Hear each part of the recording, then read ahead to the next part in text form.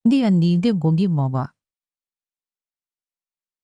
At bilang huling kondisyon, upang tuluyang mapasa kay Javier de Silva ang posisyon bilang Chief Executive Officer at ang karamihan ng yaman ng pamilya, kailangan niyang pakasalan ang kanyang pinsan na si Angela Reyes sa loob ng 24 na oras. Ang mga salita ng abogado ay tila isang bombang sumabog sa gitna ng silid-aklatan ni Don Ricardo. Para kay Javier, ang bawat salita ay parang matulis na bubog na tumutusok sa kanyang pandinig. CEO. Ito ang salitang hinihintay niya. Ang pangarap niya. Ang karapatan niya. Pero ang kasunod na pangalan? Angela. Automatikong napalingon ang kanyang mga mata sa babaeng tahimik na nakaupo sa isang sulok. Si Gelay, ang pinsan niyang halos hindi niya pinapansin. Ang babaeng palaging nakayuko na tila ba nahihiyang hiyang mag-okupa ng espasyo sa mundo. Nakasuot ito ng isang itim na bestida na halatang hindi sukat sa kanyang malaking katawan. Ang kanyang mga kamay ay nanginginig habang pinipisil ang panyo sa kanyang kandungan. Ito, pakakasalan niya ito. Isang mapait na tawa ang gustong kumawala mula sa lalamunan ni Javier. Ito ba ang huling biro ng kanyang ama? Isang parusa mula sa hukay. Ilang oras lang ang nakalipas, nasa isang magarbong party siya sa The Fort, napapaligiran ng magagandang babae at walang katapusang champagne. Ang cellphone na niya ay umilaw sa pangalan ni Miguel, ang kanyang kapatid sa ama.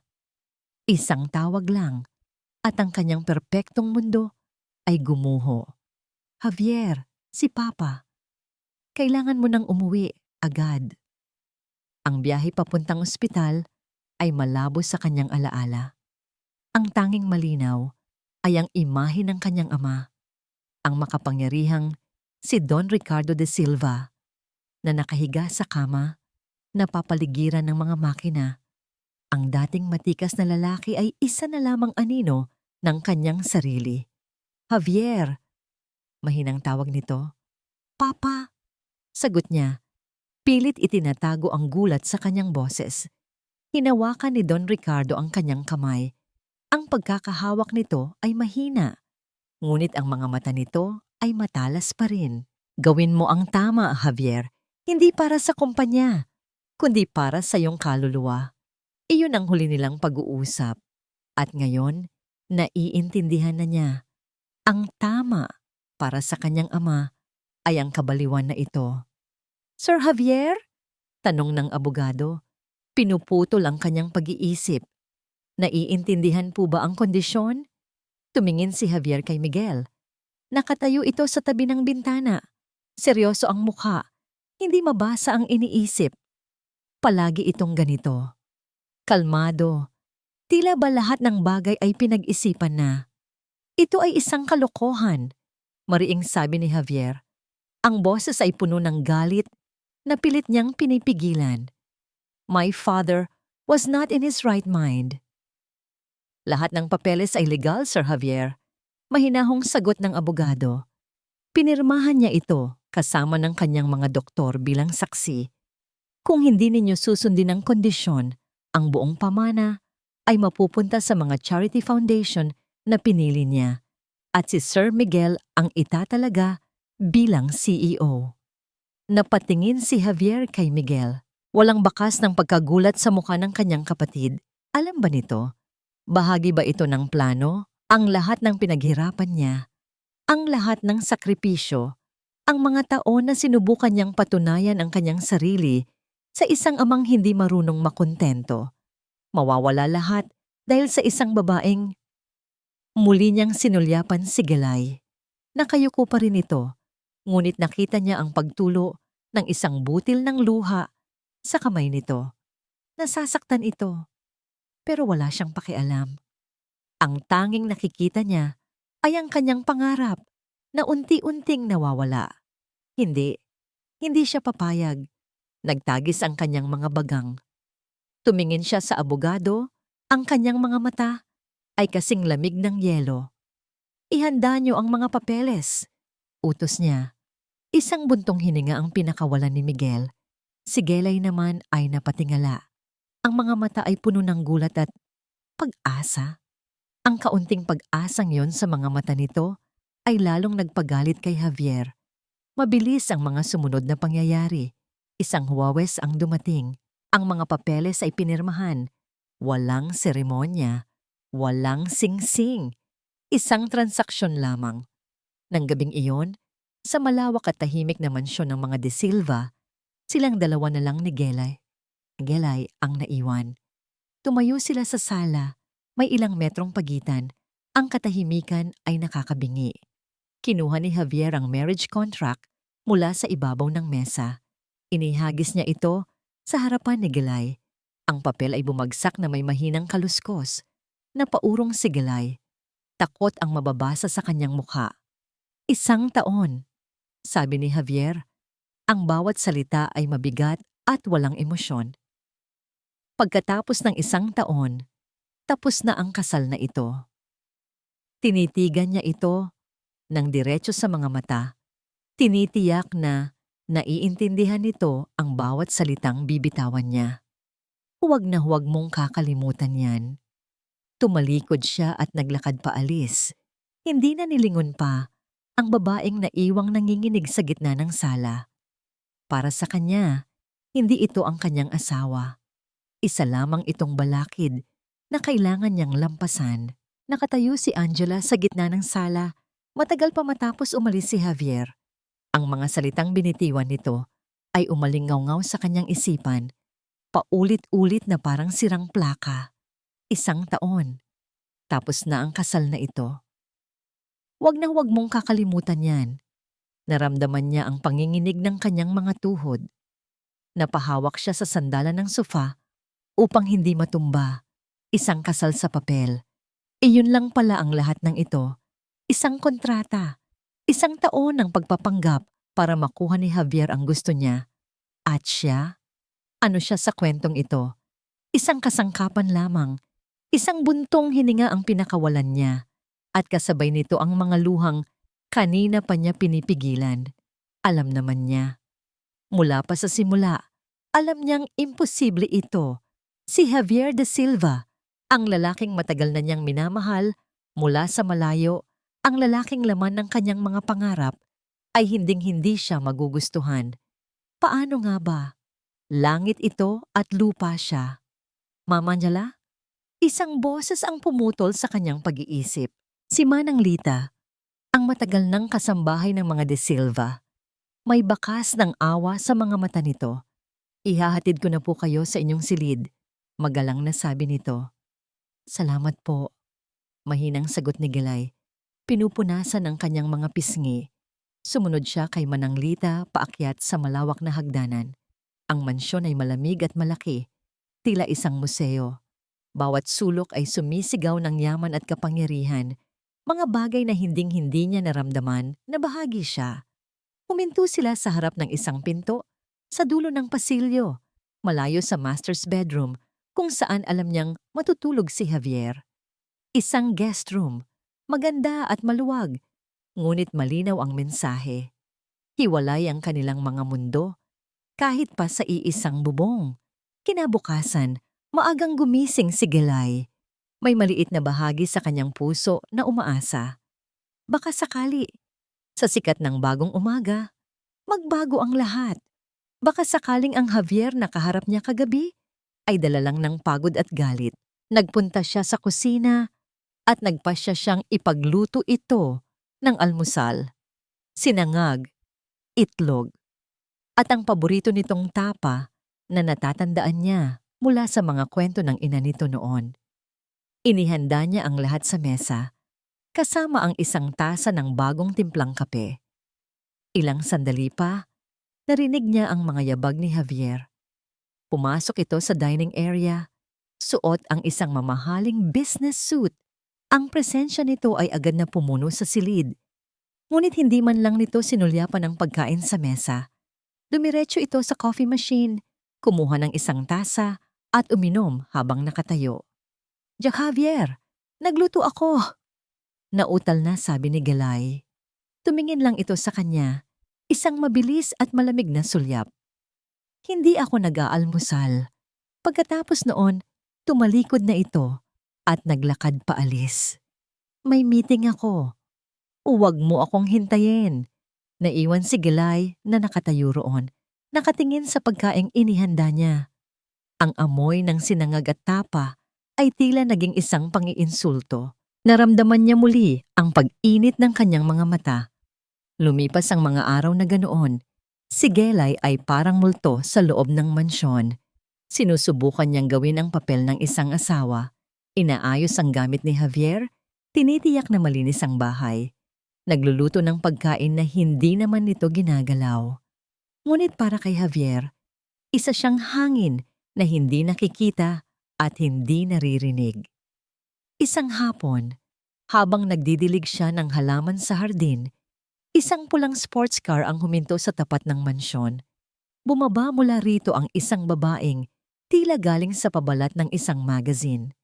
Matangkad, balingkinitan, at nakasuot ng damit na halatang mas mahal pa sa lahat ng damit ni Gelay pinagsama-sama. Si Katrina Gonzalez, ang babaeng palaging laman ng society pages, ang babaeng kilala ng lahat bilang kasintahan ni Javier. Naglakad ito papasok na tila pag-aari nito ang lugar. Tumingin ito kay Gelay mula ulo hanggang paa. Isang ngisi ng pangmamaliit ang gumuhit sa perpekto nitong labi. So, ikaw pala yon, sabi ni Katrina. Ang boses ay matamis ngunit puno ng lason. Ang asawa. Hindi nakapagsalita si Gelay. Pakiramdam niya ay lalo siyang lumiit sa ilalim ng tingin nito. Kawawa naman si Javi. Patuloy ni Katrina, iniikutan siya. To be forced into something like this. Pero huwag kang mag-alala. It's just a business arrangement, right? Pansamantala lang naman ang lahat. Bawat salita ay isang karayom. Tumalikod si Katrina at pumasok sa loob ng bahay. Iniwan si Gelay na nanginginig at puno ng kahihiyan. Nang gabing iyon, hindi na niya napigilan ang sarili. Pumasok siya sa kanyang silid. Isinara ang pinto at doon ibinuhos ang lahat ng kanyang sakit. Binuksan niya ang kanyang lumang aparador at kinuha ang isang maliit na kahon. Sa loob nito ay isang kupas na litrato. Isang litrato ni Javier noong binatilyo pa ito. Nakangiti habang karga ang isang tuta. Ito ang Javier na minahal niya. Ang Javier na nakikita niya sa mga family reunion noon, bago ito naging malamig at mailap. Niyakap niya ang litrato, ang mga luha ay walang tigil sa pagpatak.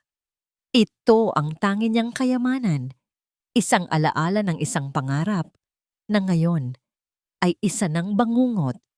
Habang umiiyak, bumukas ang pinto ng kanyang silid. Napatayo siya sa gulat. Si Javier, nakatayo ito roon, seryoso ang muka. Anong ginagawa mo? Tanong nito. Ang boses ay walang emosyon. Wala. Mabilis niyang sagot. Itinatago ang litrato sa kanyang likuran. Hindi ito pinansin ni Javier. Tinitigan siya nito mula ulo hanggang paa. Ang mga mata ay tila sinusuri ang bawat kapintasan sa kanya.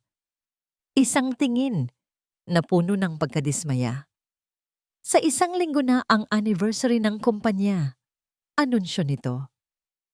Bilang asawa ko, kailangan mong sumama. Napalunok si Gelay, isang malaking party. Kasama ang lahat ng mayayamang kaibigan nito. Kasama si Katrina. Nakita ni Javier ang takot sa kanyang mukha.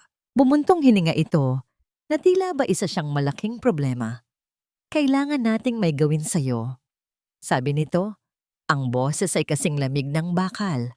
Para kay Javier de Silva, lahat ng bagay ay isang problema na nangangailangan ng solusyon. At si Angela Reyes ang pinakabago niyang problema. Kinabukasan matapos ang pag-uusap nila, agad siyang kumilos.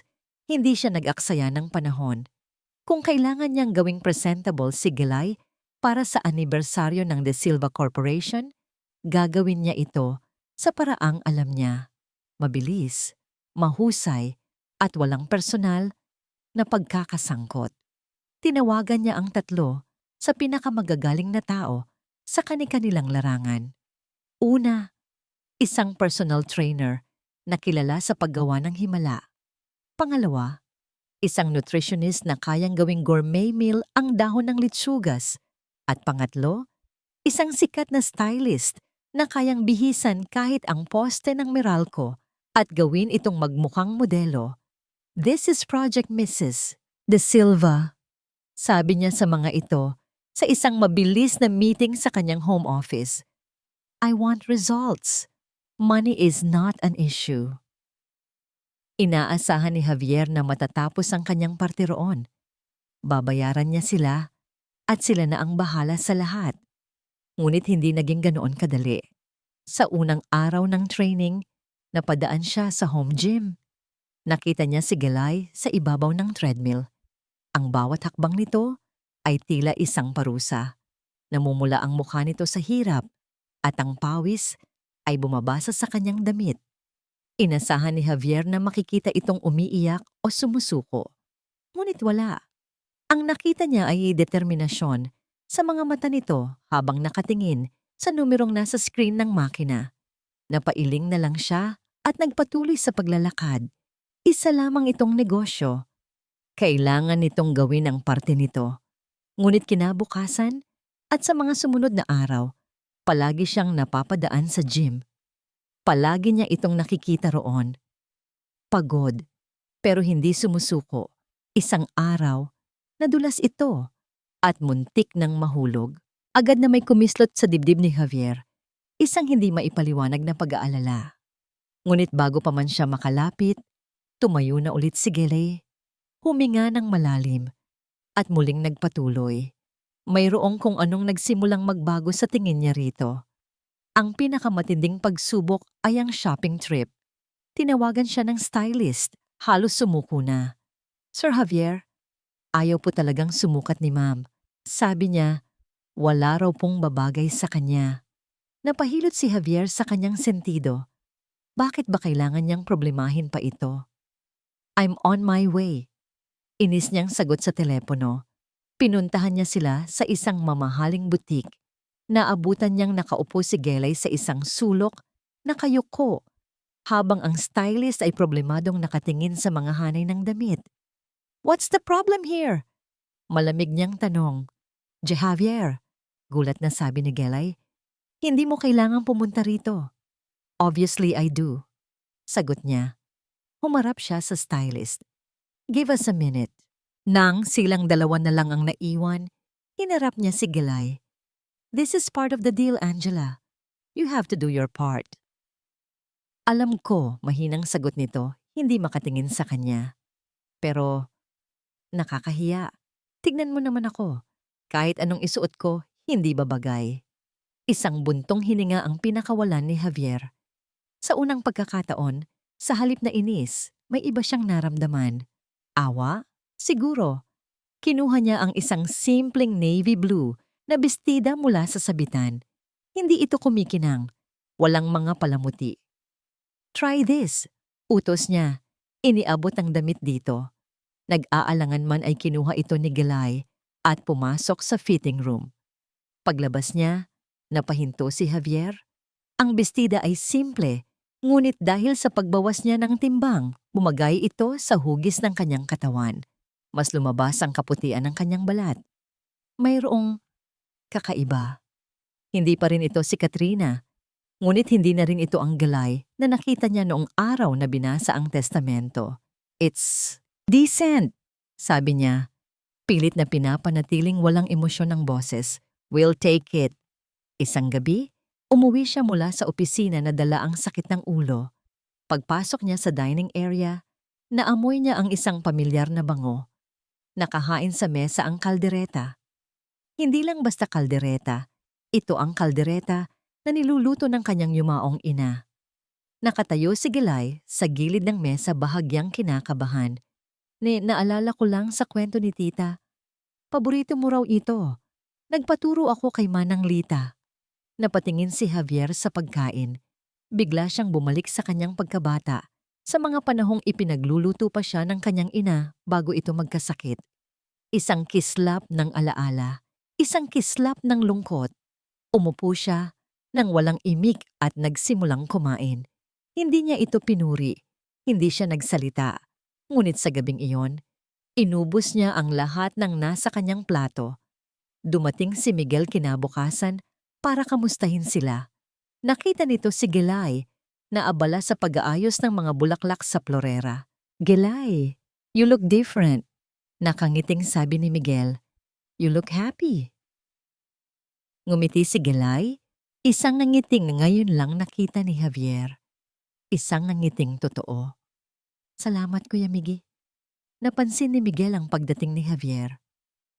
"You're doing a good job, brother," sabi nito. Tinapik ang kanyang balikat. Binabago mo siya. Pero habang pinagmamasdan ni Javier ang pag-uusap ng dalawa, ang pagtawa ni Gelay sa mga biro ni Miguel, may naramdaman siyang kakaiba sa kanyang dibdib. Isang inis na hindi niya maintindihan. Halos, selos, imposible. Isa lamang itong proyekto. Kanyang proyekto. At sa wakas, dumating ang gabi ng anibersaryo. Nakatayo si Javier sa paanan ng hagdanan, inaayos ang kanyang kurbata. Naiinip na naghihintay. Nasaan na ba ang babaeng yon? Mahuhuli na sila. At narinig niya ito. Ang mahinang tunog ng takong sa marmol na sahig. Dahan-dahan siyang lumingon. At sa sandaling iyon, ang mundo ni Javier de Silva ay huminto sa pag-ikot. Pababa ng hagdanan si Angela. Nakasuot ito ng navy blue na bestida na siya mismo ang pumili. Ang buhok nito ay nakaayos sa isang eleganteng paraan. Ang makeup nito ay simple, nagpapatingkad sa kanyang mga mata. Pero hindi ang damit o ang ayos nito ang nagpahinto sa kanyang paghinga. Ito ay ang paraan ng pagdadala niya sa sarili. Wala na ang dating Gelay na palaging nakayuko. Ang babaeng nasa harapan niya ngayon ay may kumpiyansa. May ngiti sa kanyang labi. Isang ngiting hindi para sa kanya, kundi para sa sarili nito. She was beautiful. Naramdaman ni Angela ang titig ni Javier habang siya ay pababa ng hagdan.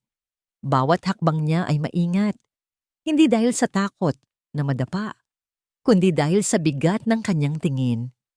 Pakiramdam niya ay para siyang isang paru-paro na nakatusok sa isang tabla, sinusuri ang bawat anggulo. Nang sa wakas, ay makarating siya sa paanan ng hagdanan. Walang salitang lumabas sa bibig ni Javier. Nakatitig lang ito.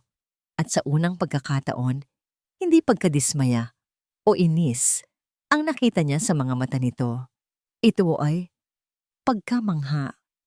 Isang kislap ng purong pagkagulat. "Mahuhuli na tayo," sabi lang nito. Ngunit ang boses ay bahagyang paos. Inilahad nito ang kanyang braso. Nag-aalangan man ay isinukbit ni Gelay ang kanyang kamay.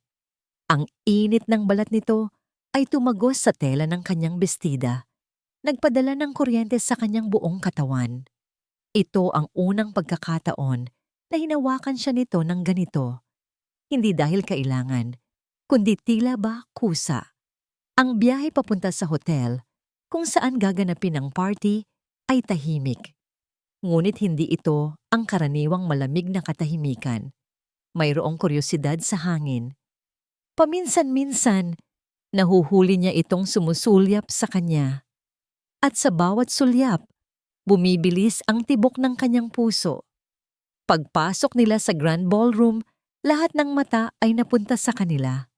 Ang bulong-bulungan ay tila isang malaking alon na sumalubong sa kanila. Naramdaman ni Gelay ang pamilyar na takot. Gusto niyang yumuko, magtago sa likod ni Javier. Ngunit naramdaman ni Angela ang titig ni Javier habang siya ay pababa ng hagdan. Bawat hakbang niya ay maingat, hindi dahil sa takot na madapa, kundi dahil sa bigat ng kanyang tingin. Pakiramdam niya ay para siyang isang paru-paro na nakatusok sa isang tabla. Sinusuri ang bawat anggulo. Nang sa wakas ay makarating siya sa paanan ng hagdanan, walang salitang lumabas sa bibig ni Javier. Nakatitig lang ito at sa unang pagkakataon, Hindi pagkadismaya o inis ang nakita niya sa mga mata nito. Ito ay pagkamangha. Isang kislap ng purong pagkagulat. Mahuhuli na tayo, sabi lang nito. Ngunit ang boses ay bahagyang paos. Inilahad nito ang kanyang braso. Nag-aalangan man ay isinukbit ni Gelay ang kanyang kamay. Ang init ng balat nito ay tumagos sa tela ng kanyang bestida. Nagpadala ng kuryente sa kanyang buong katawan. Ito ang unang pagkakataon na hinawakan siya nito ng ganito. Hindi dahil kailangan, kundi tila bakusa. Ang biyahe papunta sa hotel kung saan gaganapin ang party ay tahimik. Ngunit hindi ito ang karaniwang malamig na katahimikan. Mayroong kuryosidad sa hangin. Paminsan-minsan, nahuhuli niya itong sumusulyap sa kanya. At sa bawat sulyap, bumibilis ang tibok ng kanyang puso. Pagpasok nila sa Grand Ballroom, lahat ng mata ay napunta sa kanila. Ang bulong-bulungan ay tila isang malaking alon na sumalubong sa kanila. Naramdaman ni Gelay ang pamilyar na takot. Gusto niyang yumuko, magtago sa likod ni Javier, at maging invisible muli. Ngunit naramdaman niya ang bahagyang pagpisil ni Javier sa kanyang braso. Isang senyales, isang paalala, gawin mo ang parte mo. Huminga siya ng malalim at itinayo ang kanyang ulo. Javier, my friend, and this must be the lovely Mrs. De Silva. Bati ng isang matandang lalaki, nakasosyo sa negosyo ni Don Ricardo. Good evening, Senator. Magalang na sagot ni Javier. Yes, this is my wife, Angela. My wife, Angela. Ang mga salitang iyon, sinabi ng walang pag-aatubili, ay nagbigay sa kanya ng kakaibang lakas. Sunod-sunod ang pagbati. May mga tinging mapanuri, may mga ngiting peke, ngunit may iilan ding tila tunay na humahanga. You look stunning, Gelay, sabi ni Miguel nang salubungin sila. Isang tunay na ngiti ang nasa labi nito. I'm proud of you. Salamat, Kuya Miggy. Nahihiyang sagot niya.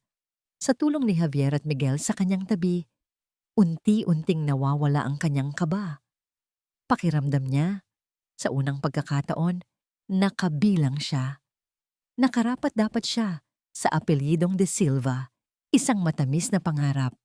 Ngunit ang magagandang pangarap ay madaling maging bangungot. Maya-maya, dumilim ang mga ilaw at isang spotlight ang tumutok sa entablado. Ang MC, na kaibigan ni Katrina, ay masayang nagsalita.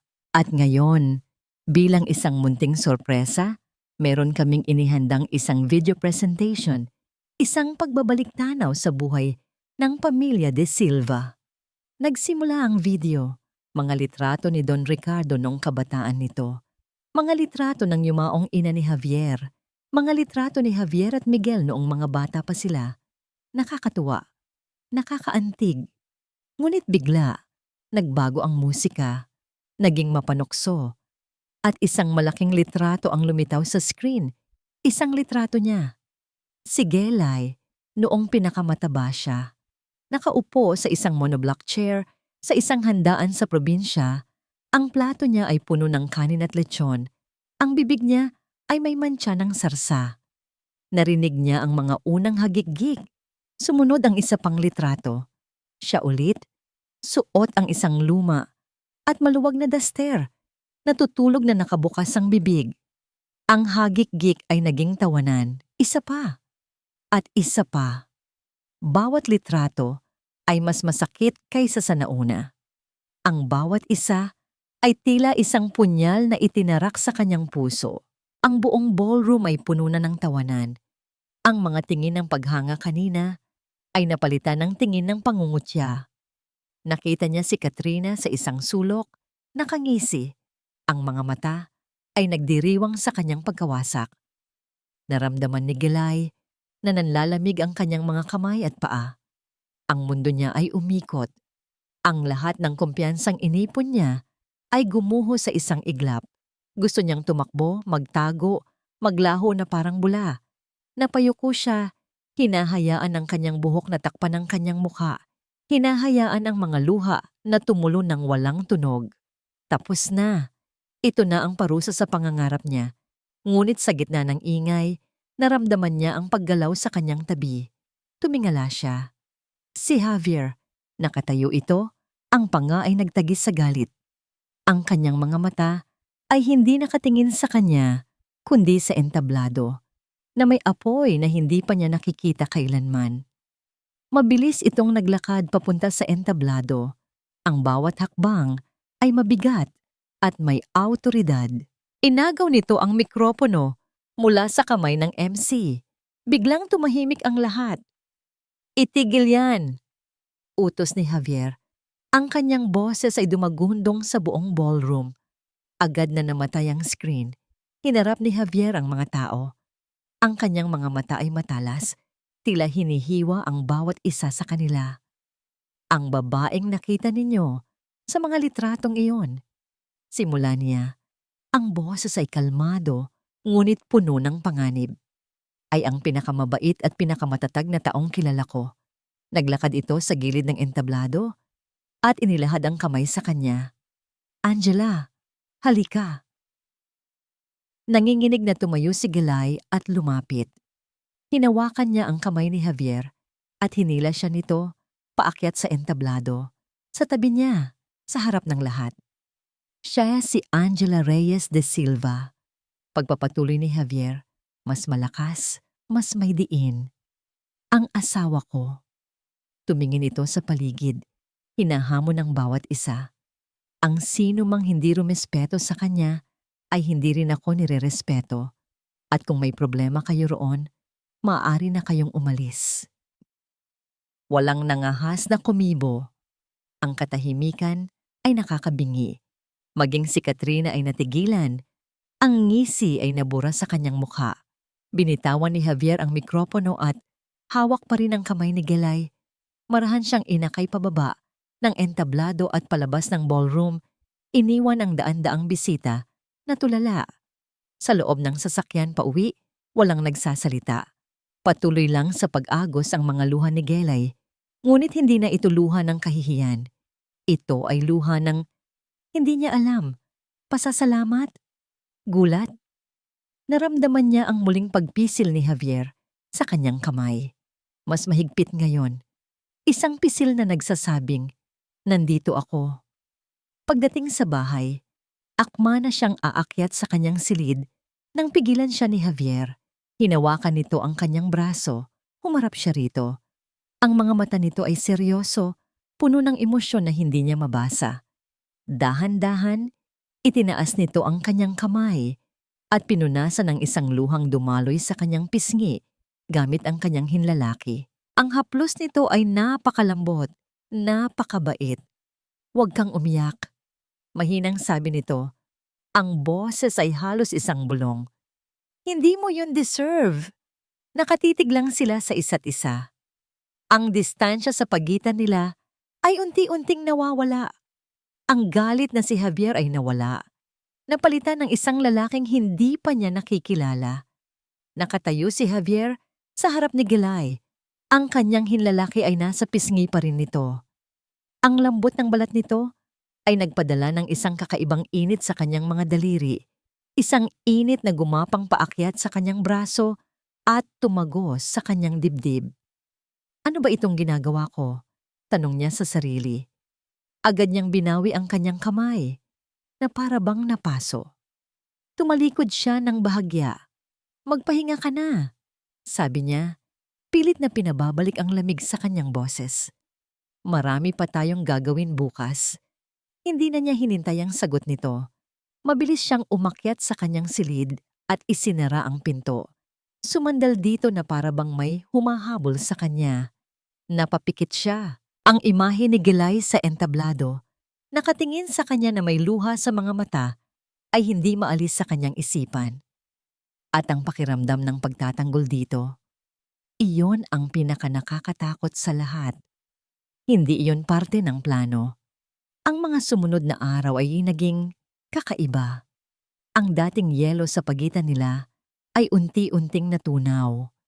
Hindi na sila nag-iiwasan. Minsan, nadadatnan niya itong nagbabasa sa sala at sa halip na dumiretso sa kanyang opisina, Sandali siyang uupo sa kabilang sofa. Isang gabi, hindi siya makatulog.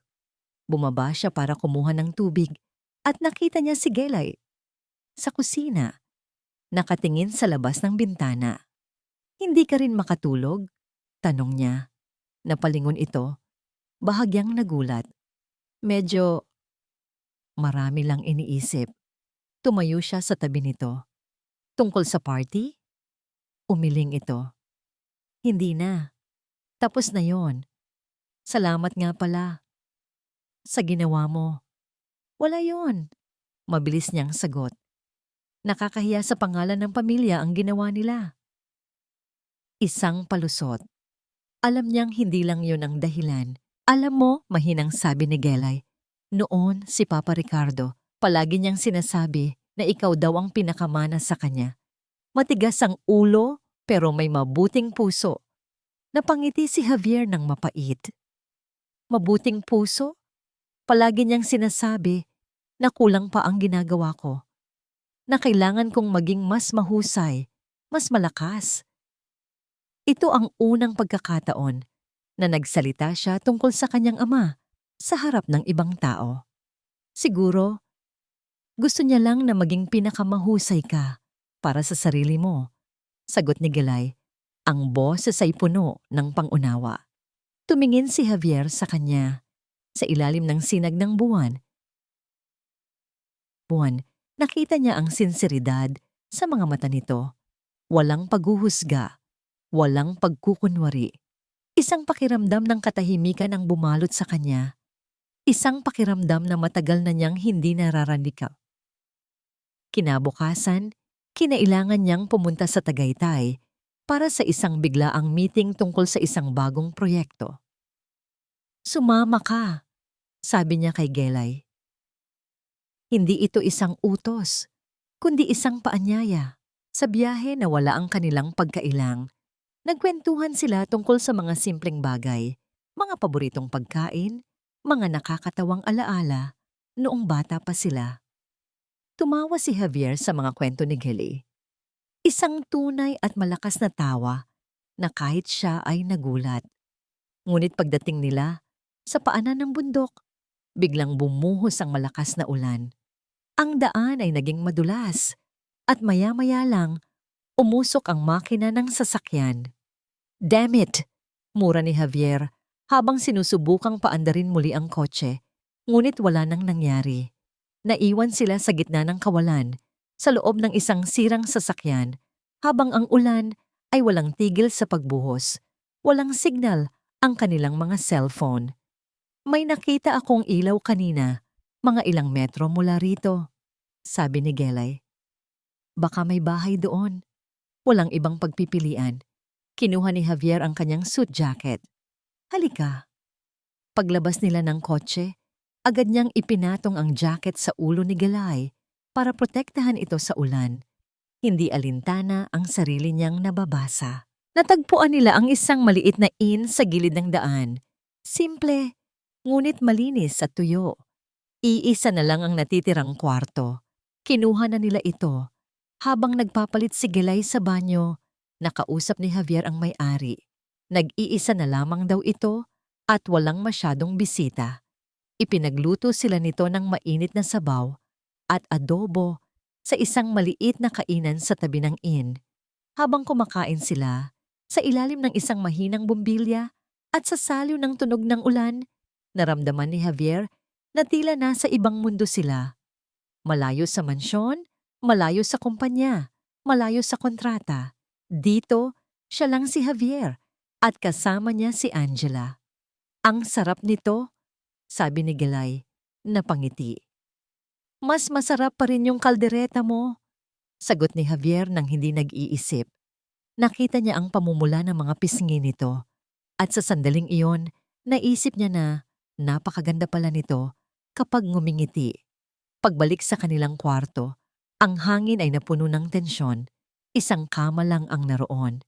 "Sa sahig na lang ako," mabilis na sabi ni Javier. Hindi.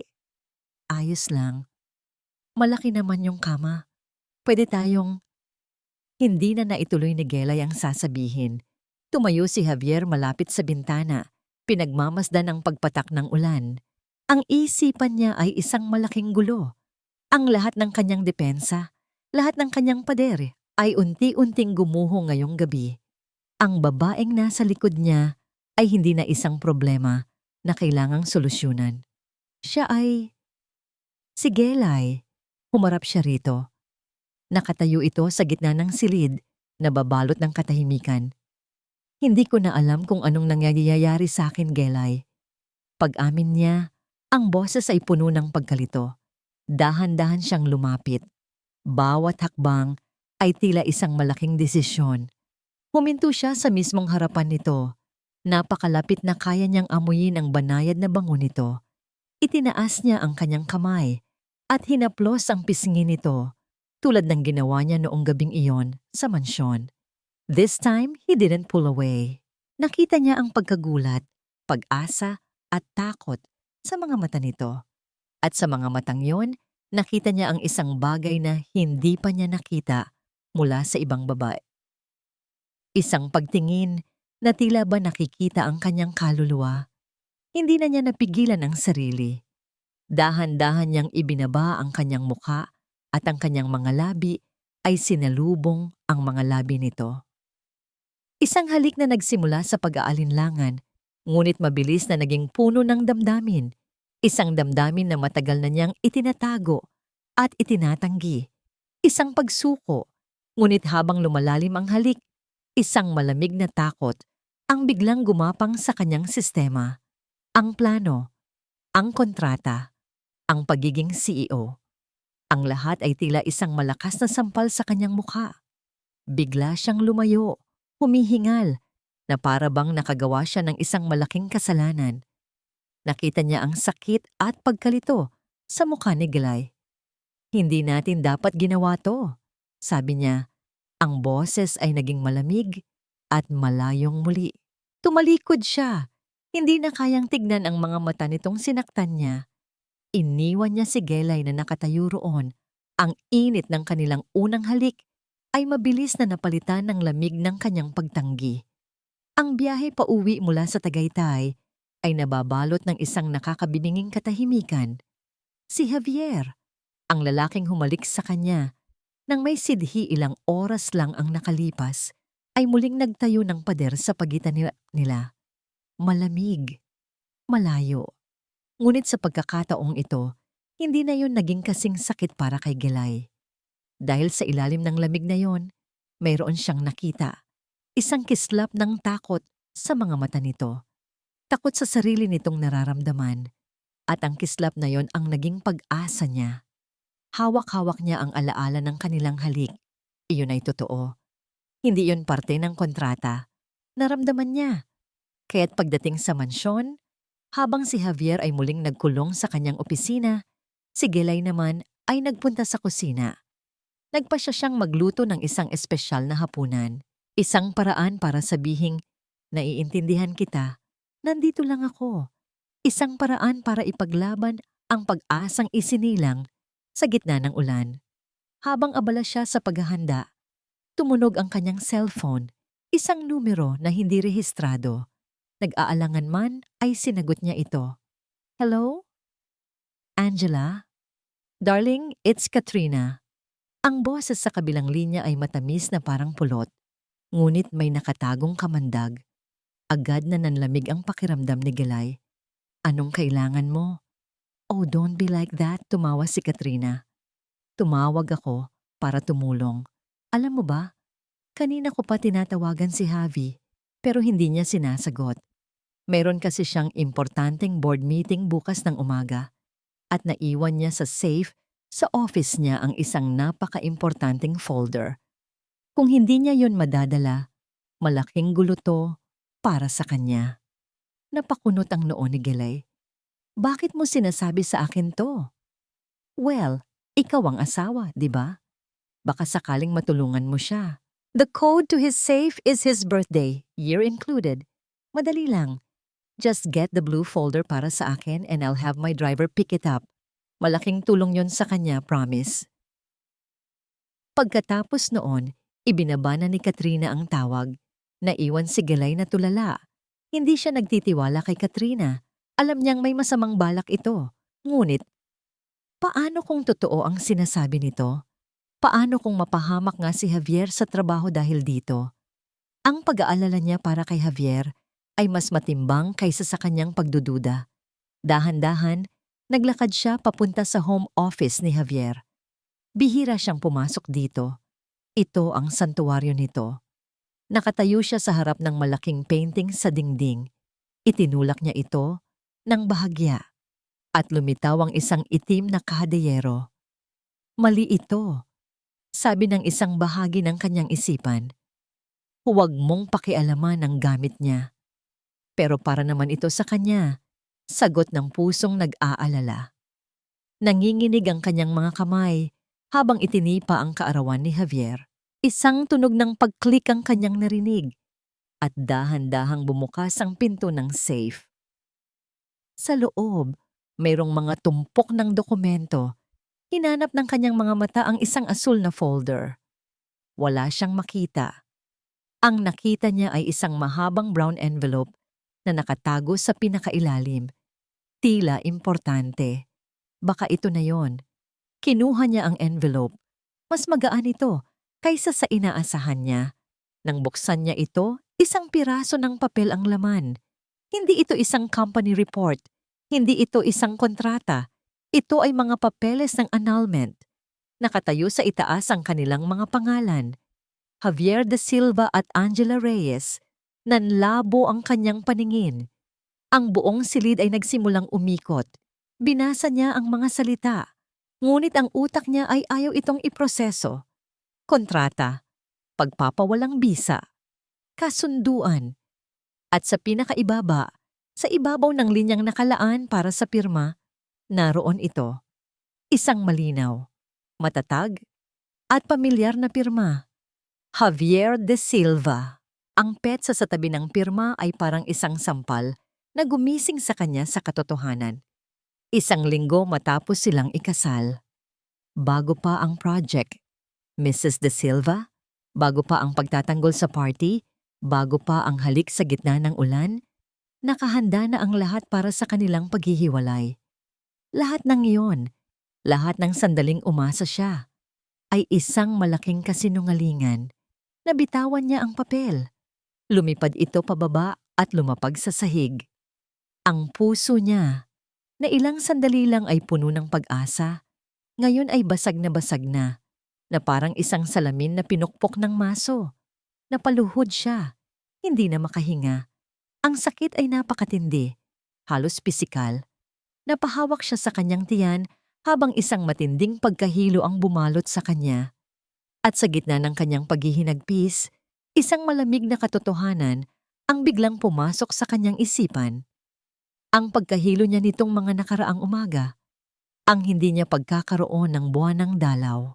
At sa gitna ng kanyang paghihinagpis, isang malamig na katotohanan ang biglang pumasok sa kanyang isipan. Ang pagkahilo niya nitong mga nakaraang umaga, ang hindi niya pagkakaroon ng buwanang dalaw, ang kakaibang pakiramdam sa kanyang katawan. Hindi maaari. Napahawak siya sa kanyang tiyan, hindi na dahil sa sakit ng pagtataksil, kundi dahil sa isang katotohanang mas nakakagimbal pa. Buntis siya. Dinadala niya sa kanyang sinapupunan ang anak ng lalaking, mula pa sa simula, ay plinano na siyang iwan. Pinatay ni Javier ang makina ng kanyang sasakyan at huminga ng malalim. Sa kanyang tabi sa upuan ay isang maliit na buke ng mga puting rosas. Simple, hindi magarbo, ang paboritong bulaklak ng kanyang ina.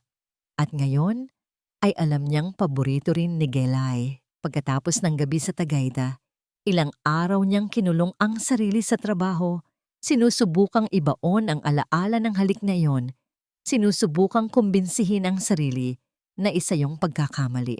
Ngunit habang tumatagal, mas lalo lang niyang naiisip si Gelay. Ang kanyang nangiti, ang kanyang kabaitan, ang paraan ng pagtingin nito sa kanya na tila ba nakikita nito ang isang Javier na kahit siya mismo ay hindi kilala. Sa wakas, sumuko na siya. Tinawagan niya ang kanyang abogado kaninang umaga. Gusto kong ipawalang bisa ang annulment papers na pinapirma mo sa akin noon. Itapon mo. Sunugin mo. Wala na yon. Isang malaking desisyon, ngunit sa unang pagkakataon sa loob ng maraming taon, naramdaman niyang tama ang kanyang ginagawa. Ang pagiging CEO, ang mana. Lahat ng yon ay nawalan ng kulay kumpara sa nararamdaman niya para kay Gilay. Ngayong gabi, aaminin niya ang lahat. Ang kanyang nararamdaman, ang kanyang pagsisisi. Hihilingin niyang bigyan siya nito ng isang tunay na pagkakataon. May ngiti sa kanyang labi nang pumasok siya sa mansyon. Gilay? Tawag niya. Ang boses ay puno ng pananabik na hindi niya inaasahan. Walang sumagot. Ang sala ay tahimik at madilim. Gilay! Andito na ako! Tawag niyang muli. Katahimikan pa rin. Isang malamig na kaba ang nagsimulang gumapang sa kanyang dibdib. Pumunta siya sa kusina. Walang tao. Ang mga sangkap para sa hapunan na inihahanda nito kanina ay nandoon pa rin. Hindi nagalaw. Umakyat siya sa hagdanan. 2 baitang sa bawat hakbang. Angela! Una niyang pinuntahan ang silid nito. Kumatok siya. Walang sagot. Dahan-dahan niyang binuksan ang pinto. Ang silid ay walang laman. Malinis. Masyadong malinis. Binuksan niya ang aparador. Walang mga damit. Ang mga lumang bestida, ang mga bagong bili nila, lahat ay wala na. Hindi. Bulong niya sa sarili. Tumakbo siya papunta sa kanyang silid, sa kanyang opisina, sa bawat sulok ng malaking bahay. Ngunit wala. Si Gelay ay parang isang bula na naglaho. Bumalik siya sa silid ni Gelay. Ang kanyang paghinga ay mabigat. Ang kanyang puso ay kumakarera. At doon, sa ibabaw ng unan sa kama, may nakita siyang isang maliit na bagay na kumikinang. Ang singsing, ang murang singsing na isinuot nila noong araw ng kanilang kasal sa papel. Nanginginig ang kanyang mga kamay nang damputin niya ito. Ang lamig ng metal ay tila sumunog sa kanyang balat. Iniwan na siya nito. Isang alon ng panik ang bumalot sa kanya. Kinuha niya ang kanyang cellphone at tinawagan ang numero ni Gilay. The number you have dialed is currently unavailable. Sinubukan niyang muli. At muli. At muli. Pareho pa rin. Tinawagan niya si Manang Lita. Manang, si Gelay? Nakita niyo ba si Gelay? Sigaw niya sa telepono. Sir Javier? Ay hindi po. Maaga po akong umuwi kanina dahil masama ang pakiramdam ko. Ang alam ko po ay naghahanda siya ng hapunan para sa inyo. Sunod niyang tinawagan si Miguel. Miggy, si Gelay. Wala siya dito. Iniwan niya ang singsing niya. Narinig niya ang pagbuntong hininga ni Miguel sa kabilang linya. Javier, huminahon ka. Paano ako hihinahon? Nawawala ang asawa ko. Sigaw niya, ang boses ay basag na. Asawa ko. Ngayon lang niya nasabi ang salitang yon nang may buong kahulugan. At ngayon pa, kung kailan wala na ito. Nag-umpisa siyang maglakad-lakad sa silid, paroot parito, na parang isang hayop na nakakulong sa hawla. Ang kanyang pagiging arogante, ang kanyang kontrol, lahat ay nawala. Napalitan ito ng isang dalisay at nakakaparalisang takot. Bakit? Ano ang nangyari? Maayos naman sila. Akala niya. At bigla napahinto siya. Ang kanyang mga mata ay napako sa kanyang home office sa kabilang dulo ng pasilyo. Ang pinto nito ay bahagyang nakabukas. Dahan-dahan siyang naglakad papunta roon. Isang masamang kutob ang gumapang sa kanyang sikmura. Pagpasok niya, ang unang napansin ni Yimeninge ay ang painting sa dingding. Bahagya itong nakatagilid. Ang safe. Lumapit siya at nakita niya ito. Ang pinto ng safe ay hindi nakasara ng maayos. At sa sahig, sa tabi nito, ay ang brown envelope na alam niyang kinalalagyan ng isang bagay na sana ay hindi na nito kailanman makikita. Ang annulment papers, dinampot niya ito. Ang papel ay tila mas mabigat ngayon, dala ang bigat ng kanyang katangahan. Nakita nito, ito ang dahilan. Akala nito ay isa pa rin itong laro. Akala nito, pagkatapos ng lahat, ay itutuloy pa rin niya ang plano. Napasabunot siya sa kanyang buhok. Isang sigaw ng pagsisisi ang kumawala mula sa kanyang lalamunan. Ang tanga-tanga niya. Kasalanan niya ang lahat. Biglang tumunog ang kanyang cellphone. Si Miguel. Javier, sabi ni Miguel. Ang boses nito ay seryoso at mabigat. May kailangan kang malaman tungkol sa habilin ni Papa. Magkita tayo sa office ni Papa sa lumang bahay. Ngayon na. Ang boses ni Miguel sa telepono ay walang bahid ng biro. Mayroong bigat at awtoridad dito na ngayon lang narinig ni Javier. Agad siyang sumakay sa kanyang sasakyan. Ang isipan ay gulong-gulo sa pagitan ng pagkawala ni Gelay at sa misteryosong tono ng kanyang kapatid. Ang lumang bahay ng mga De Silva, kung saan sila lumaki, ay matagal nang hindi nila tinitirhan. Ngunit ang opisina ng kanilang ama ay pinanatiling malinis at hindi ginalaw, na parang isang dambana. Pagdating ni Javier, naabutan niya si Miguel na nakatayo sa tabi ng malaking mesa na gawa sa nara, nakatingin sa isang portrait ng kanilang ama na nakasabit sa dingding. Anong nangyayari, Miggy? Tanong ni Javier, hindi na makapaghintay. Alam mo ba kung nasaan si Gelay? Hindi agad sumagot si Miguel. Tumingin muna ito sa kanya, isang tingin na puno ng lungkot at pagkaunawa. Umupo ka muna, Javier. Hindi ako uupo. Sabihin mo sa akin kung anong alam mo. Huminga ng malalim si Miguel. Bago mo hanapin si Gelay, meron kang kailangang malaman. Isang bagay na matagal ko nang tinatago. Isang bagay na ipinangako ko kay Papa. Kinuha ni Miguel ang isang selyadong sobre mula sa drawer ng mesa. Iniabot niya ito kay Javier. Galing kay Papa. Para sa'yo. Sinabi niya na, ibigay ko lang to sa'yo kapag dumating ang tamang panahon. At sa tingin ko, ngayon na ang panahong yon. Nanginginig ang mga kamay ni Javier habang binubuksan ang sobre. Sa loob, isang sulat kamay. Ang pamilyar na sulat ng kanyang ama. Anak kong Javier, kung binabasa mo ito, nangangahulugan na ang mga bagay ay hindi nangyari ayon sa inaasahan ko. O marahil, nangyari ito ng eksakto sa paraang dapat mangyari. Alam kong galit ka sa akin dahil sa huling habilin ko. Alam kong isinumpa mo ako, pero sana, balang araw, maintindihan mo. Ang totoo, Javier. Hindi ko kailanman binalak na ibigay sa iyo ang posisyon bilang CEO. Hindi sa ganitong paraan. Ang posisyon ay matagal ko nang ipinagkatiwala sa kapatid mo. Si Miguel ang magiging susunod na CEO ng De Silva Corporation. Nagulantang si Javier. Napatingin siya kay Miguel na tumangulang. Kinukumpirma ang lahat.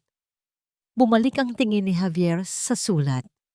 Ang kasal ninyo ni Angela ay hindi isang kondisyon para sa iyong tagumpay. Isa itong pagsubok para sa iyong pagkatao.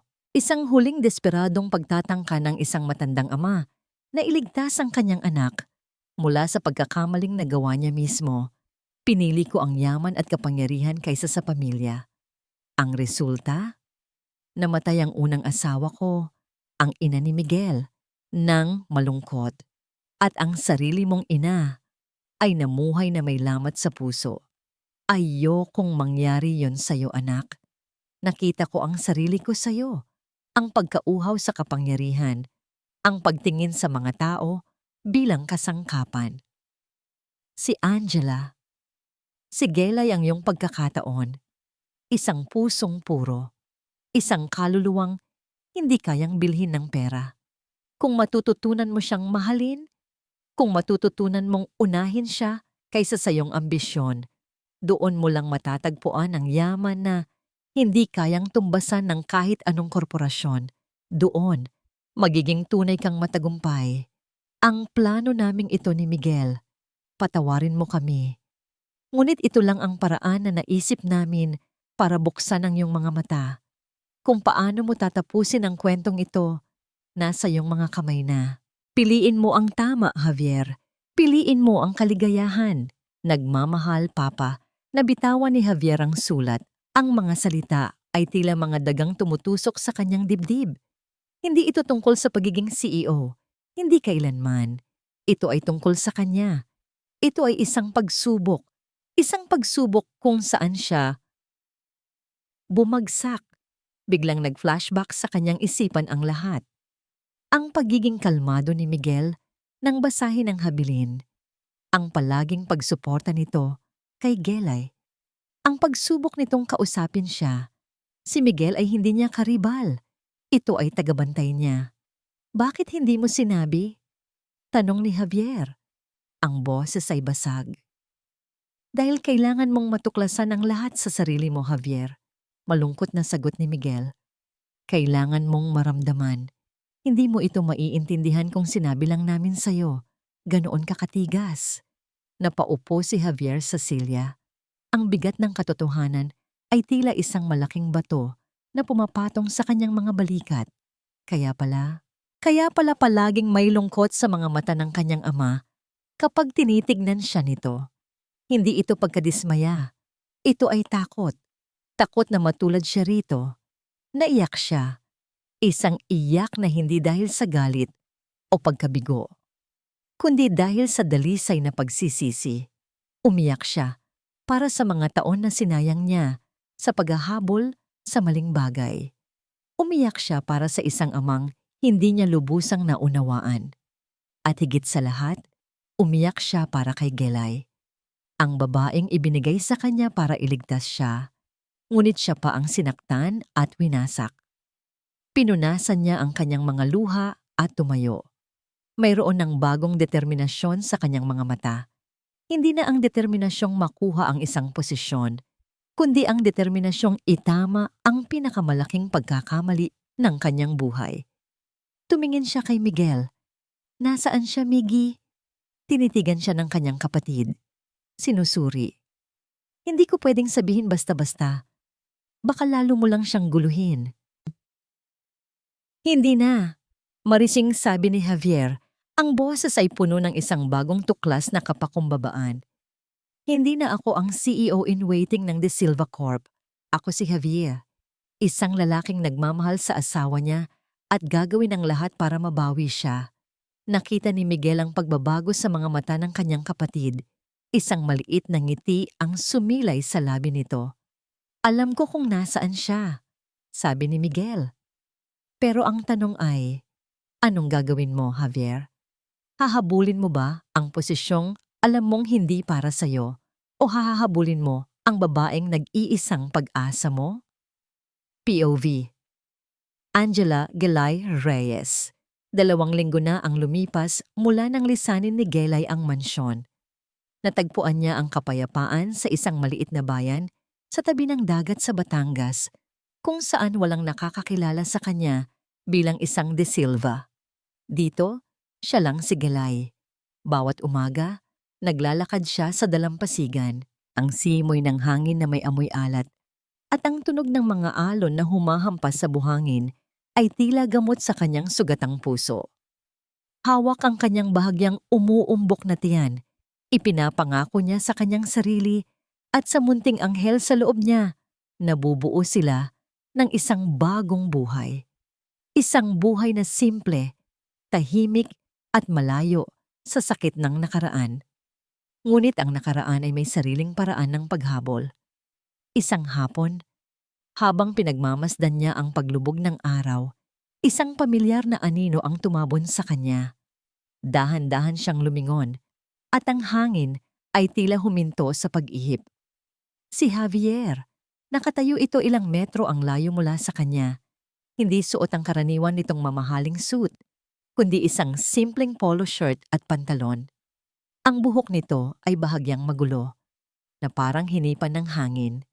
Ngunit ang mga mata nito, Ang mga mata nito ang nagpatigil sa kanyang paghinga. Wala na ang lamig, wala na ang pagiging arogante. Ang nandoon ay isang kalungkutang hindi pa niya nakikita kailanman at isang pagsusumamo. Agad na bumilis ang tibok ng kanyang puso. Isang kamay niya ay automatikong napahawak sa kanyang tiyan na para bang pinoprotektahan ng kanyang anak mula sa lalaking ama nito. Anong ginagawa mo dito? Tanong niya. Ang boses ay nanginginig sa kabila ng pagsusumikap niyang maging matatag. POV Javier de Silva. Anong ginagawa mo kung nanguwa mo dito? Ang tanong ni Gelay ay tumama sa kanya na parang isang sampal. Deserve niya yon. Deserve niya ang lahat ng galit nito. Nang makita niya ito kanina mula sa malayo, habang naglalakad ito sa dalampasigan, huminto ang kanyang mundo. At nang mapansin niya ang bahagyang pag-umbok sa ilalim ng bestida nito, isang katotohanang hindi sinabi sa kanya ni Miguel ang sumabog sa kanyang harapan. Magiging ama siya. Ang katotohanang iyon ang nagbigay sa kanya ng huling piraso ng lakas ng loob na kailangan niya. Dahan-dahan siyang lumapit. Itinaas ang kanyang mga kamay na para bang nagsasabing hindi siya mananakit. Gelay, makinig ka. Parang awa mo na. Umalis ka na, Javier. Sabi nito, lumalayo. Wala na tayong dapat pag-usapan pa. Meron. Giit niya, ang boses ay basag. Ako. Ako ang may kailangang sabihin. Gelay, patawarin mo ako. Ito ang mga salitang hindi niya akalaing bibigkasin niya kailanman. Ngunit ngayon, lumabas ito mula sa kanyang bibig ng buong katapatan. Para saan, Javier? Mapait na tanong nito. Para sa kontrata? Sa annulment papers na handa na bago pa man magsimula ang lahat? Alin doon? Ang bawat salita ay isang pako na ibinabaon sa kanyang puso. Lahat. Pag-amin niya. Patawarin mo ako sa lahat. Sa pagiging tanga, sa pagiging bulag, sa hindi pagkakita sa kung anong nasa harapan ko. Kinuwento niya ang lahat, ang sulat ng kanyang ama, ang plano nila ni Miguel, ang katotohanang hindi kailanman naging para sa kanya ang pagiging CEO. Kinuwento niya ang lahat ng kanyang pagsisisi. Hindi ko hinahabol ang mana, Glay. Hindi na mahalaga yon. Sabi niya, ang mga luha ay nagsisimula nang mamuo sa kanyang mga mata. Ikaw ang hinahabol ko. Dahil mahal kita. POV, Angela Gelay Reyes, mahal kita. Ang mga salitang matagal na niyang pinangarap na marinig ay sinasabi na ngayon ni Javier. Ngunit sa halip na saya, sakit ang kanyang naramdaman. Paano ako maniniwala sa'yo? Umiiyak niyang tanong. Lahat ng pinakita mo, lahat ng naramdaman ko, parte ba yon ng pagsubok o isa lang malaking kasinungalingan?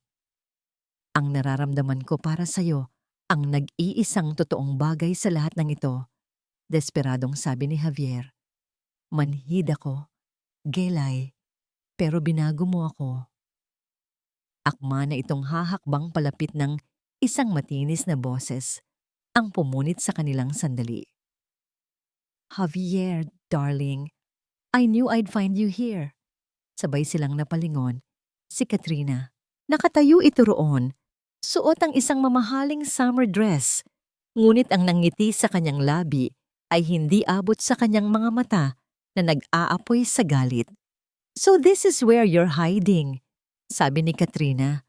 Ang tingin ay lumipat kay Gelay. Tinitigan nito ang tiyan ni Gelay. Oh, look at that.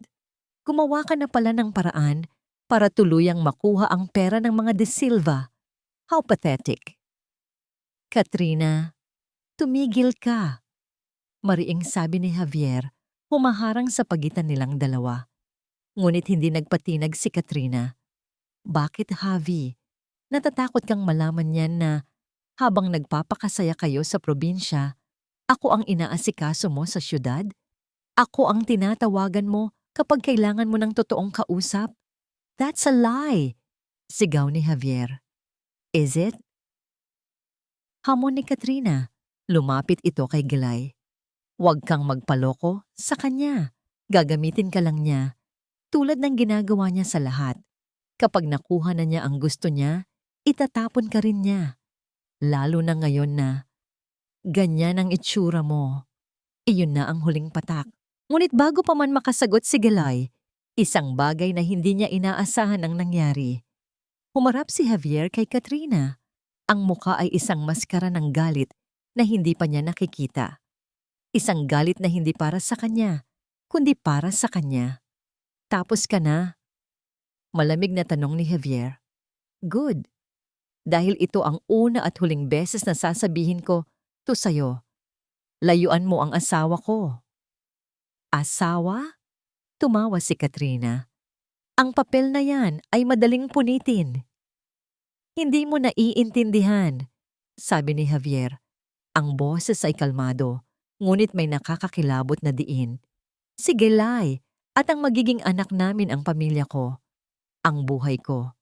At ikaw? Simula ngayon, wala ka ng bahagi sa buhay na yon. Umalis ka na, Katrina. Bago pa may magawa ako na pagsisisihan nating pareho. Natigilan si Katrina. Nakita niya ang determinasyon sa mga mata ni Javier, isang bagay na hindi na niya kayang labanan. Puno ng galit at pagkatalo, tumalikod ito at naglakad paalis. Naiwan silang dalawa ni Javier sa katahimikan, tanging ang tunog lang ng alon ang maririnig. Nakita ni Gelay ang lahat. Ang pagpili ni Javier, ang paninindigan nito. Tumingin ito sa kanya. Ang mga mata ay puno ng takot at pag-asa. Gelay. Huminga ng malalim si Gelay. Pinunasan ng kanyang mga luha. Ang galit sa kanyang puso ay napalitan ng isang pagod ngunit malinaw na pag-unawa. Totoo ang pagbabago nito. Naramdaman niya. Hindi ganoon kadali, Javier. Mahina niyang sabi. Sira ang tiwala ko. Alam ko, mabilis nitong sagot. Gagawin ko ang lahat para makuha ulit yon, kahit gaano katagal. Tinitigan niya ito ng matagal. Kung ganoon, kailangan nating magsimula ulit. Sa umpisa, sa tama. Isang maliwanag na ngiti ng pag-asa ang sumilay sa labi ni Javier. Kahit ano, Gelay. Kahit ano. Kung ganoon, umalis ka muna, sabi niya. Natigilan si Javier. Ang nangiti nito ay bahagyang nawala. Bigyan mo ako ng panahon, paliwanag ni Gelay. Bigyan mo ako ng espasyo para pag-isipan ang lahat, para maniwala ulit. Nakita ni Javier ang determinasyon sa kanyang mga mata. Tumango ito, isang tango ng pagrespeto, isang bagay na hindi nito ipinakita sa kanya noon. Sige, sabi nito, patutunayan ko sa'yo. Simula bukas. Tumalikod si Javier at nagsimulang maglakad paalis, palayo sa kanya. Bawat hakbang nito ay tila isang malaking sakripisyo, ngunit ginawa pa rin niya. At sa ginawa niyang yon, naramdaman ni Gelay ang unang sinag ng isang tunay na pag-asa. Lumipas ang ilang araw matapos ang pag-uusap nila sa dalampasigan. Walang Javier na nagpakita, walang tawag. Walang text, isang katahimikan na. Sa halip na magdulot ng kaba, ay nagbigay kay Gelay ng kapayapaan. Tinupad nito ang pangako. Binibigyan siya nito ng espasyo. Isang umaga, habang umiinom siya ng tsaa, sa maliit na beranda ng kanyang tinutuluyang bahay, nakabukas ang telebisyon sa loob para sa kaunting ingay. Isang pamilyar na pangalan ang narinig niya mula sa isang business news channel. Isang malaking sorpresa ang gumulantang sa business community ngayong umaga nang opisyal na ipahayag ni Mr. Javier De Silva ang kanyang pagbibitiw sa lahat ng karapatan sa pagmana at sa posisyon bilang susunod na CEO ng De Silva Corporation. Napatayo si Gelay at lumapit sa telebisyon. Ang screen ay nagpapakita ng isang press conference at naroon si Javier, nakatayo sa isang podium, nakaharap sa daan-daang kamera at reporter. Ngunit hindi na ang mayabang na si Javier ang nakikita niya. Ang lalaking nasa screen ay kalmado, may dignidad, at may isang bagong liwanag sa kanyang mga mata. Ang desisyong ito ay personal, sabi ni Javier sa mga reporter. Sa loob ng maraming taon, hinabol ko ang isang pangarap na akala ko ay para sa akin. Ngunit sa proseso, muntik ko nang mawala ang isang bagay na mas mahalaga, ang aking pamilya. Isang reporter ang nagtanong, Sir Javier, ano po ang masasabi ninyo sa mga usap-usapan tungkol sa inyong asawa? Isang maliit na ngiti ang sumilay sa labi ni Javier. Isang ngiting puno ng init at pagmamahal. Ang asawa ko ang nagturo sa akin ng tunay na kahulugan ng yaman. At ang yaman na yon ay hindi matatagpuan sa stock market o sa mga boardroom. Matatagpuan ito sa isang tahanan na puno ng pagmamahal at pag-unawa. Tumingin siya ng diretso sa kamera na para bang kinakausap siya nito ng personal. Mayroon akong mas malaking pamanang kailangang pagtuunan ng pansin ngayon. At iyon ang pagiging isang mabuting asawa at sa tulong ng Diyos, isang mabuting ama. Pagkatapos noon, formal niyang ipinakilala si Miguel bilang bagong CEO. Niyakap ang kanyang kapatid at umalis sa entablado nang walang lingon-likod. Pinatay ni Gelay ang telebisyon. Ang kanyang puso ay tumitibok ng napakabilis. Ngunit ito ay tibok ng kaligayahan. Isang dalisay na kaligayahan. Ginawa niya. Tinupad niya ang sinabi niya. Pinili siya nito. Pinili nito ang kanilang pamilya. Nang mga sandaling iyon, ang lahat ng natitirang sakit at pagdududa sa kanyang puso ay naglaho. Napalitan ito ng pag-ibig at pagpapatawad. Maya-maya, may narinig siyang mahinang katok sa pinto. Huminga siya ng malalim. Alam na kung sino iyon. Pagbukas niya ng pinto, naroon si Javier. Nakatayo lang, ang mga kamay ay nasa bulsa. May isang mahiyain ngunit puno ng pag-asang ngiti sa kanyang labi. Wala siyang dalang bulaklak, wala siyang dalang regalo. Dala niya lang ang kanyang sarili. Hi? Sabi nito. Ang boses ay halos isang buloong. Hi? Sagot ni Gelay. Isang ngiti na rin ang gumuhit sa kanyang mga labi. Napanood mo? Tanong nito. Tumango siya. Oo. So, sabi ni Javier, medyo kinakabahan. Pwede na ba akong mag-apply ulit? Para maging parte ng bagong simula ninyo? Hindi na sumagot si Gelay. Sa halip, binuksan niya ng maluwag ang pinto.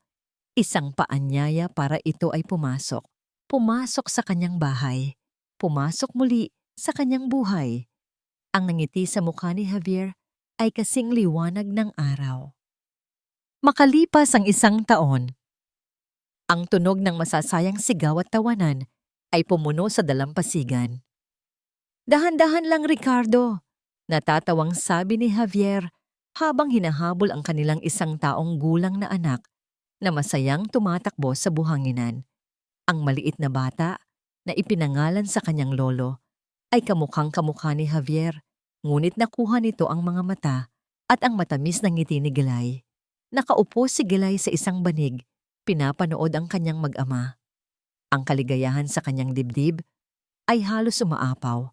Tumigil sa pagtakbo si Javier at binuhat ang kanilang anak. Itinaas ito sa ere. Ang tawa ng bata ay parang musika sa pandinig ni Gelay. Naglakad si Javier palapit sa kanya. Umupo sa kanyang tabi at inakbayan siya. Masaya ka ba? Tanong nito. Hinahalikan siya sa noo. Tumingin si Gelay sa mga mata ng kanyang asawa, mga matang puno ng pagmamahal at kapayapaan. Pagkatapos ng press conference, bumili si Javier ng isang maliit na bahay sa tabing dagat na yon. Ipinagbili niya ang kanyang sports car at namuhay sila ng simple. Si Javier, gamit ang sarili niyang ipon, ay nagsimula ng isang maliit na negosyo na tumutulong sa mga lokal na mangingisda. Siya pa rin si Javier de Silva, ngunit isang bagong tao na. Sobra, sagot ni Gelay.